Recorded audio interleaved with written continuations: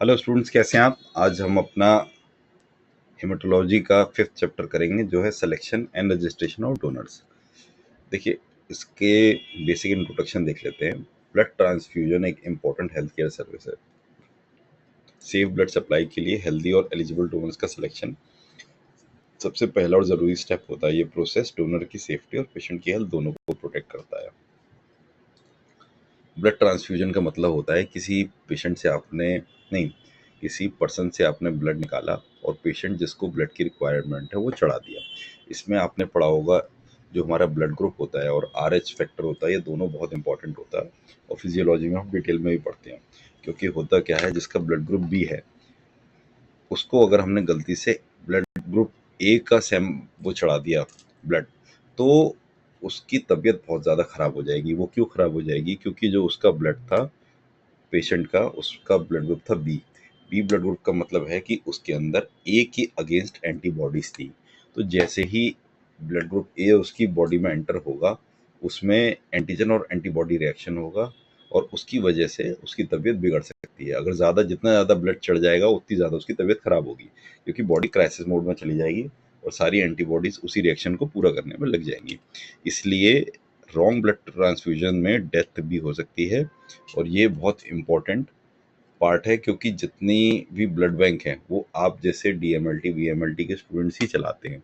तो ये चैप्टर तो आपके लिए आना ही आना चाहिए। आइए तो इसको समझ लेते हैं।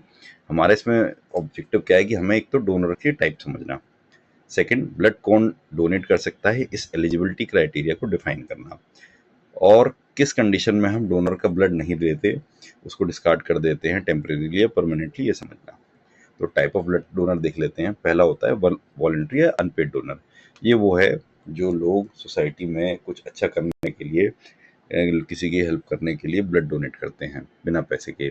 सेकंड होता है हमारा रिप्लेसमेंट डोनर। रिप्लेसमेंट डोनर वो होता है जो पेशेंट का रिलेटिव या फ्रेंड होता है जो उसकी हेल्प करने के लिए उसको ब्लड रिप्लेस करता है।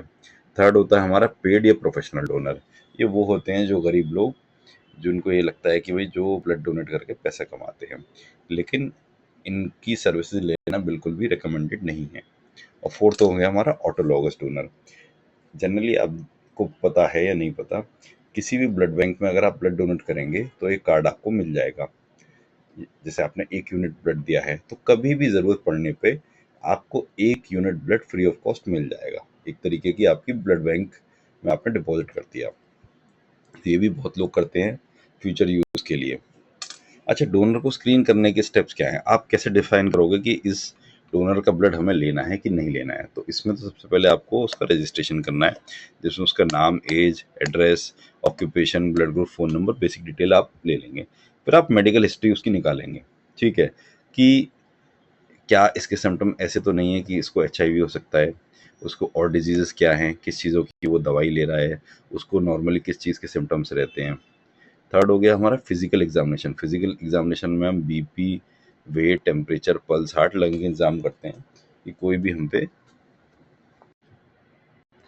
फिर हमारा लास्ट होता है लैब टेस्टिंग। लैब टेस्टिंग में हम देखते हैं कि उसका हीमोग्लोबिन सफिशिएंट है कि नहीं है, और मोस्ट इम्पोर्टेंट उसका ABO और RH फैक्टर की हम डायग्नोसिस बनाएंगे कि उसका ब्लड ग्रुप क्या है, पॉजिटिव है कि नेगेटिव है, RH फैक्टर क्या है। अच्छा, हम किस स्टेज में डोनर को मना करेंगे या डेफर करेंगे? परमानेंटली हम उसको तब मना करेंगे जब उसका HIV पॉजिटिव हो या हाई रिस्क बिहेवियर हो। हाई रिस्क बिहेवियर जनरली यही होता है कि ऐसी एक्टिविटीज़ जिससे HIV इन्फेक्शन का रिस्क बहुत ज़्यादा बढ़ जाए, ठीक है। सेकंड हो गया हमारे कि उसको कोई हार्ट डिजीज या सर्जरी तो नहीं है, पता चला उसकी बॉडी की खुद ही फंक्शनिंग पूरी नहीं है, उससे हमने ब्लड निकाल लिया, उसका ब्लड नहीं बन पाया तो और दिक्कत हो जाएगी। थर्ड हो गया हमारा हेपेटाइटिस B या C। ये तो हाईली कंटेजियस है, इसका तो तुरंत रिजेक्ट है। फोर्थ हो गया कोई मेलिग्नेंसी या कैंसर तो नहीं, क्योंकि कैंसर के सेल्स क्या होता है कि हमने एक बॉडी से निकाले और दूसरी बॉडी में चले गए, तो वो जान उसकी बचे ना बचे उसको भी कैंसर हो जाएगा। फिफ्थ हो गया हमारा CKD, क्रोनिक किडनी डिजीज या लिवर डिजीज। इसमें बॉडी की रिकवरी कैपेसिटी कम होती है और जो ब्लड होता है उसमें इन्फेक्शन होता है। लास्ट हो गई हमारी उसकी कोई सीवियर एलर्जीज या उसको ब्लीडिंग डिसऑर्डर तो नहीं है, ठीक है, या वो नीचे जो हमने ये ड्रग्स दे रखी है, इन ड्रग्स पे क्या होता है, जैसे इंसुलिन है, तो जो सिंथेटिक इंसुलिन है उसका ब्लड भी हम नहीं लेते, कोई एंटीकोगुलेंट ले रहा है यानी ब्लड थिनर ले रहा है, तो उसको क्या होगा कि उसकी ब्लड इतना पतला होता है कि एक बार हमने निकाल लिया तो ना तो उससे पेशेंट का काम बनेगा, और जिस पर्सन ने दिया उसकी बॉडी भी उस ब्लड को दोबारा नहीं बना पाएगी। वो कोई दौरे की दवा तो नहीं खा रहा, या कोई उसको ऑटो इम्यून डिजीज तो नहीं है कि उसकी दवा खा रहा हो। ठीक है, ये सारे फैक्टर्स हैं। अगर किसी डोनर में ये दिखे जाते हैं तो फिर हम उसका ब्लड बिल्कुल नहीं लेंगे, और वो कभी ब्लड देने के लायक नहीं है। ठीक है। सेकंड आ गया हमारा टेम्परेरी डिफरल। टेम्परेरी डिफरल में क्या है कि पेशेंट अभी नहीं दे सकता, आगे वो ब्लड डोनेशन के लिए रेडी हो जाएगा। तो इसमें क्या है, अगर किसी की सर्जरी हुई है तो वो 1 साल तक ब्लड डोनेट नहीं करते, क्योंकि 1 साल तक बॉडी कॉम्प्रोमाइज पोजिशन में रहती है। 1 साल लग जाता है बॉडी को नॉर्मल होने के लिए। ठीक है। कोई उसका प्रेगनेंसी हुई हो या अबॉर्शन हुई हो, दोनों ही केसेस में 6 मंथ तक बॉडी बहुत वीक और सेंसिटिव रहती है, तो उस टाइम पे भी नहीं कर सकते हम। फिर हो गया फीवर या एंटीबायोटिक्स। फीवर किसी को रहा है, किसी की बॉडी में इन्फेक्शन है, वायरल इन्फेक्शन है, तो हफ्ते 10 दिन का हम टाइम देते हैं जिससे कि वो इन्फेक्शन डाई हो जाए। फोर्थ हो गया हमारा टैटू या हेपेटाइटिस एक्सपोजर। जनरली इसमें हम आइडली 1 साल कह रहे हैं, लेकिन एक बार आप टैटू करवा लेते हैं तो आपका ब्लड कभी प्रेफर ही नहीं किया जाएगा कि आप ब्लड डोनेट करें। Rare of the rare cases में होता है, क्योंकि जो इंक होती है और जो नीडल होती है टैटू वाली, वो अंदर तक टच करती है, तो ब्लड उसके बाद रिकवर नहीं कर पाता। ट्यूबरक्लोसिस इन्फेक्शन 5 साल, क्योंकि सबसे खतरनाक इन्फेक्शन ट्यूबरक्लोसिस ही है। इंडिया में सबसे ज़्यादा जो किलर है, साइलेंट किलर, वो हार्ट प्रॉब्लम नहीं है, डायबिटीज़ नहीं है, ट्यूबरक्लोसिस है। तो ट्यूबरक्लोसिस वाले का तो ब्लड भी नहीं लेते हैं। वैक्सीन्स वैक्सीन्स में तो क्या है, टेम्परेरी हमने उसी बीमारी के पैथोजन को डाला होता है, तो थोड़े टाइम जब तक बॉडी उसके लिए एंटीबॉडीज नहीं बना लेती, तब तक ही उसको हमें रोकना होता है। 2 महीने बाद वो आराम से दे सकता है। मलेरिया में भी हमारी बॉडी की इम्यूनिटी बहुत चली जाती है और ब्लड में प्रॉब्लम आती है, तो वो भी हम 3-4 महीने तक उसको नहीं ले सकते। अच्छा, फिजिकल क्राइटेरिया क्या है डोनेशन का? देखिए, एज जो है वो 18+ होना चाहिए और 65 से कम होना चाहिए। इतने ही के बीच में ही बॉडी ब्लड को रिप्रोड्यूस कर पाती है। वेट, अगर हम 350 ml हमें ब्लड लेना है तो कम से कम उसका 45 kg से ऊपर होना चाहिए, और अगर हमें 450 ml लेना है तो 60 kg से ज़्यादा होना चाहिए। ब्लड प्रेशर नॉर्मल होना चाहिए, पल्स उसकी 80 to 100 पर मिनट होनी चाहिए। टेम्परेचर बॉडी का 37.5 डिग्री सेंटीग्रेड से कम होना चाहिए, यानी कि फीवरिश नहीं होनी चाहिए। हमारी बॉडी का आइडल टेम्परेचर होता है 37, इसी के बीच में बॉडी पूरी घूमती रहती है, तो इतना ही बॉडी का टेम्परेचर होना चाहिए। अच्छा, एक बार आपने डोनेट कर लिया तो कम से कम 3 महीने का गैप होना चाहिए, क्योंकि हमारी आरबीसीज की जो क्वांटिटी है उसका लेवल दोबारा लाने के लिए 3 महीने का टाइम लग जाता है।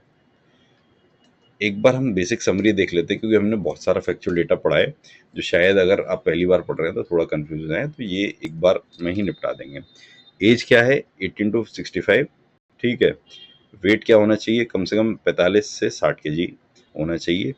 हीमोग्लोबिन 12.5 से ज़्यादा होना चाहिए। अगर 12.5 से कम है तो जिसको आप डालेंगे उसका भी हीमोग्लोबिन कम हो जाएगा, और जिसने दिया है वो भी इतनी जल्दी ब्लड नहीं बना पाएगा और वीकनेस हो जाएगी उसको।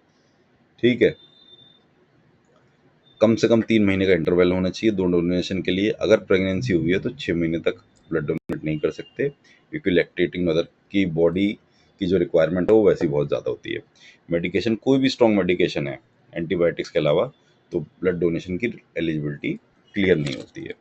तो ये हमने देख लिया हमारा चैप्टर, और ये फैक्टर्स आप जब जो लोग ब्लड बैंक जाएंगे वो देखेंगे कि ये फैक्टर्स पे कितना स्ट्रिक्टली काम हो रहा है, क्योंकि हम किसी की बॉडी में ब्लड डाल रहे हैं। जो ये एक्टिविटी है वो बहुत ज़्यादा इंपॉर्टेंट है। अभी तक क्या था, केवल हम ब्लड निकाल रहे थे, तो वो भी थोड़ा सा 2-4-5 ml टेस्ट के लिए, या और कुछ उसका सलाइवा सैंपल ले रहे थे या स्पूटम सैंपल ले रहे थे। वो सब तो माइन्यूट क्वांटिटी थी। यहाँ तो आप आधा लीटर किसी में खून चढ़ा रहे हैं, और वो पेशेंट, उसकी बॉडी ऑलरेडी वीक है, ऑलरेडी पैथोजेनेसिस उसका हो रखा है, तो इसलिए ये चीज़ें प्रैक्टिकली बहुत इंपॉर्टेंट हो जाती हैं। तो इसी के साथ आज का चैप्टर बंद करते हैं। Thank you.